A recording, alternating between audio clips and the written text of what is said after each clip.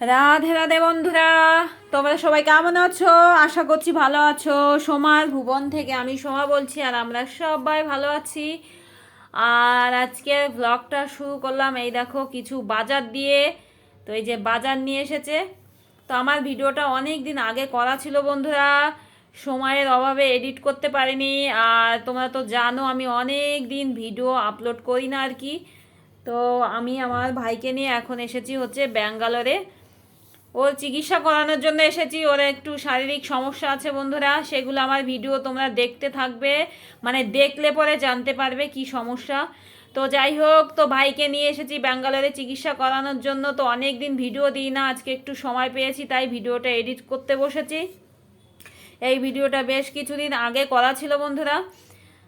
তো আমি যেখান থেকে ভিডিও এডিট করা বা মানে এডিট করা আর আপলোড করা বন্ধ করেছি আর কি, তো যেখান থেকে আমার ভিডিও ছাড়ার কথা আমি মানে এডিট করার কথা আমি সেখান থেকে শুরু করেছি বন্ধুরা।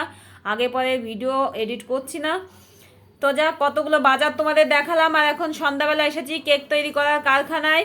তোমরা আমার কালকের ভিডিও দেখার অনেক দিন আগে যে আমি ভিডিওটা আপলোড করে রেখেছিলাম, তোমরা জানো যে আমার মিষ্টিমার বার্থডে ছিল।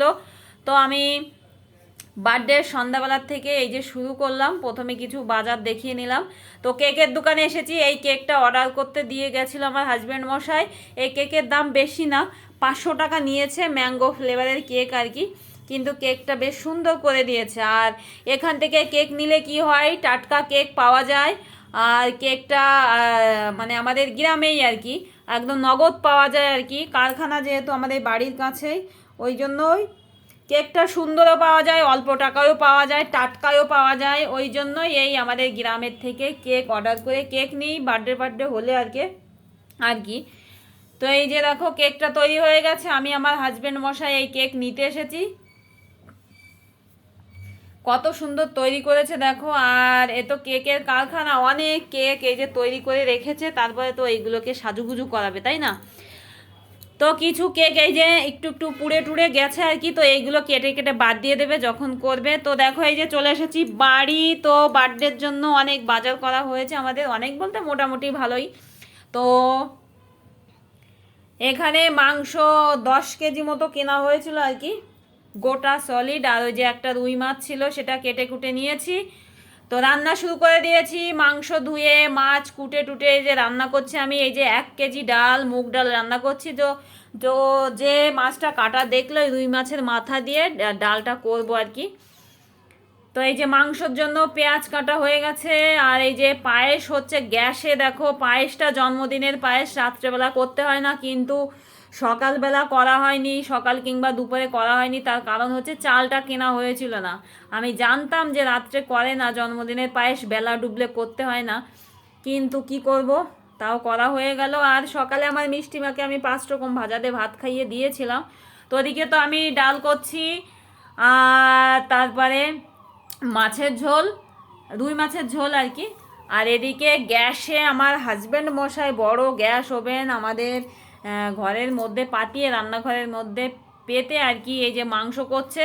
যদি আমার কাঠের উনুনে করে তাহলে অনেক দেরি হয়ে যাবে, অনেক রাত হয়ে যাবে।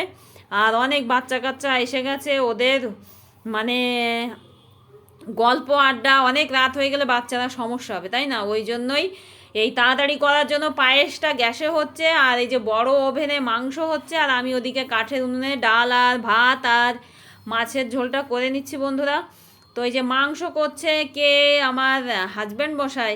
ও বাড়ি আসলে তো ওই করে, তাই না? আর ও মাংসটা বেশ সুন্দর করতে পারে, খেতেও ভালো লাগে।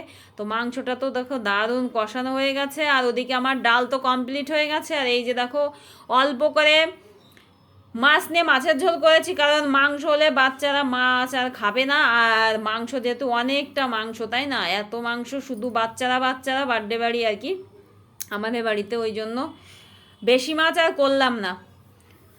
তো যারা মানে হচ্ছে মাংস খাবে না তাদের জন্যই মাছটা করেছি আর কি। এই দেখো, আর মাংসতে কিন্তু জল দেয়নি, প্রথমে কষিয়ে ওই জলটা ছেড়েছে। আর এই যে আমার পতিদেব যে রান্না করছে সেটা একটু তোমাদের দেখিয়ে দিলাম।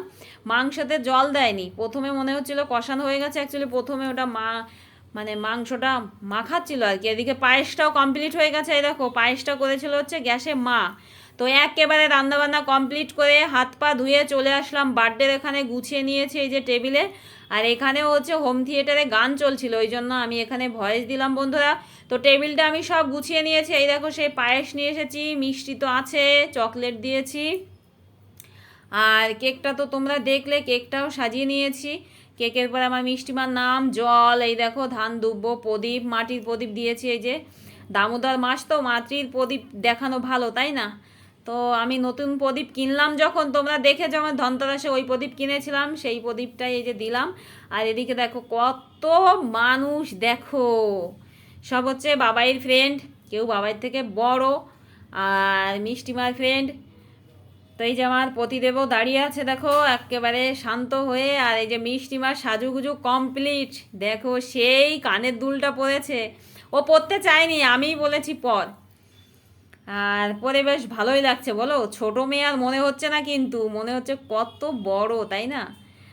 তো যাক, আমার মিষ্টিমার বার্থডে ভেবেছিলাম খুব বড় করে একবার করব, তো ভগবান সেটা করতেই দিচ্ছে না। তো আমার মিষ্টিমারও খুব দুঃখ, অ্যাকচুয়ালি আমরাও পেরে দিচ্ছি না বন্ধুরা, কি করব বলো, সামর্থ্য না থাকলে করব কি করে, তাই না?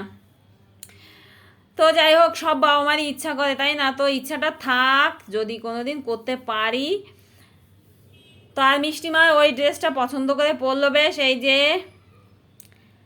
ধান দুব্বো দিয়ে তো আশীর্বাদ করা হবে। তো এই যে টুপি টুপি পরে নিয়ে সবাই তো সাজুগুজু করে রেডি। তো প্রথমে আমাদের বাড়িতে কিছু হলে আশীর্বাদের পর্ব শুরু হয় বাবাকে দিয়ে, তাই এই যে বাবা প্রথমে শুরু করলো। আর বাবা হচ্ছে আমার এখন শ্বশুর বাবা, তো তো বাবা কম, এখন আমার বড় ছেলে হয়ে গেছে, বুঝেছো? আর বাবা এখন একদম বাচ্চাদের মতো হয়ে গেছে।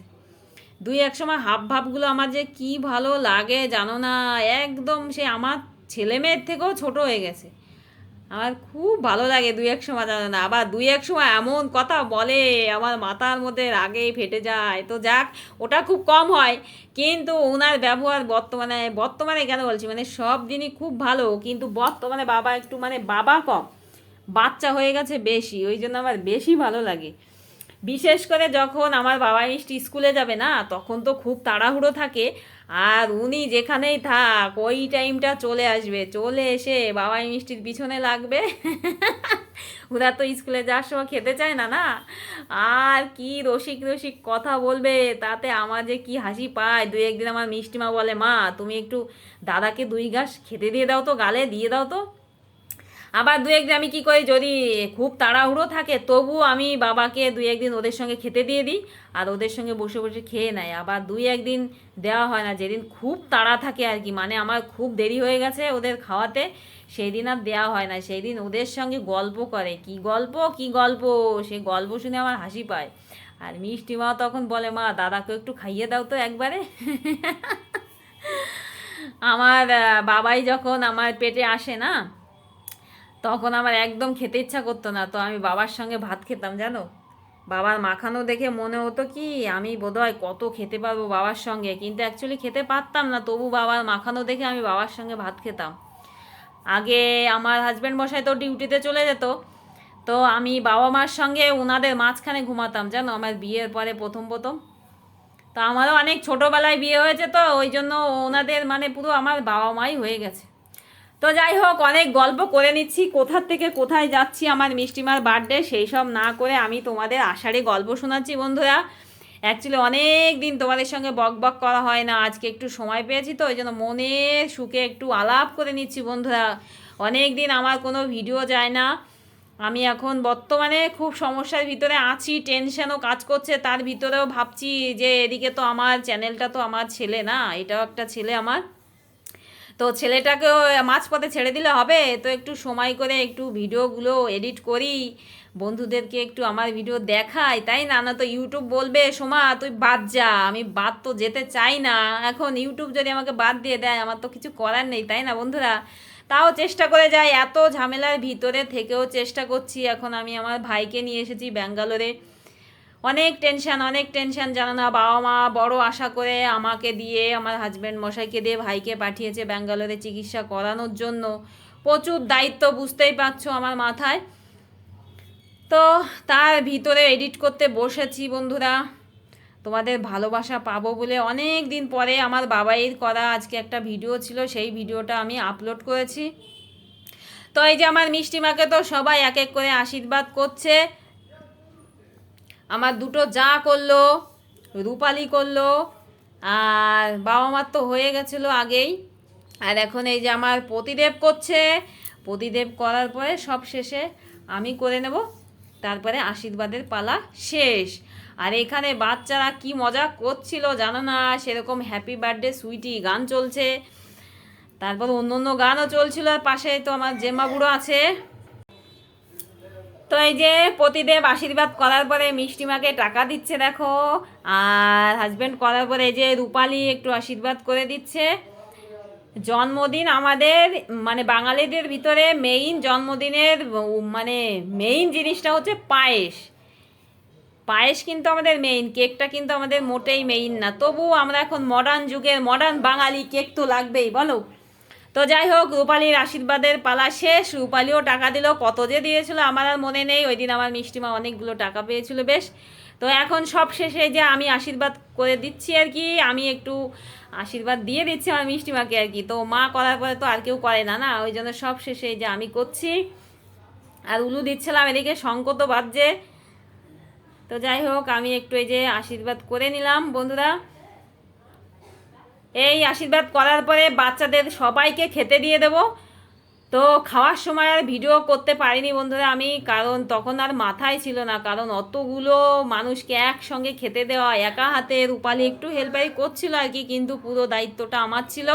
কাজেই আমার আর ভিডিও করার কথা খাওয়ার সময় মনে ছিল না। একদম মনে হচ্ছে বাড়িতে হাট বসেছে, হাট, এরকম অবস্থা হয়েছিল আর কি। তো যাই হোক, মিষ্টিমা তো এতক্ষণ পায়েস মিষ্টি খেয়েছে, এখন মোটেই খেতে চাইছিল না, বলছে মা অল্প করে দাও, অল্প করে দাও। তো এই যে অল্প করেই দিলাম। তো যাই হোক, ঘরোয়া বার্থডে আমার মিষ্টিমার বার্থডে তো সুন্দরভাবে আমরা পালন করেছি। সবাইকে শেষে একটু পায়েস খাইয়ে দিচ্ছে। এই যে খুশি টুসি দেখো। চলে আসলাম অনেকটা টাইম পরে বন্ধুরা। ওরে বাবারে কি খাটনি, কি খাটনি, একদম কোমর পড়ে গেল মনে হয় আমার খাটতে খাটতে। আর দেখো নাকে তো নাকের নিয়ে ওরে ব্যথা হয়েছে বাবা, এইটুক তো বিষ হয়ে গেছে। আর মিষ্টিমার বার্থডে মানে যখন খেতে দিয়েছি তখন আর মনেই ছিল না ভিডিও করার কথা, আর তখন প্রচুর কাজের চাপ, তখন আর ভিডিও করা হয়নি বন্ধুরা। তো আজকে আমাদের বাড়ি মাংস ছিল হচ্ছে গোটা মাংস 10 কেজি কিনেছিল, কেটে ছুলে মুলে মনে হয় 8 কিলো ছিল। সে 8 কিলো মাংস রান্না করা হয়েছে। মাছ ছিল, মাছ তো অল্প করে রান্না করেছিলাম। আর 1 কেজি মুগের ডাল রান্না হয়েছিল মাছের মাথা দিয়ে। তো সব একদম মাংস 3-4 পিস পড়ে আছে।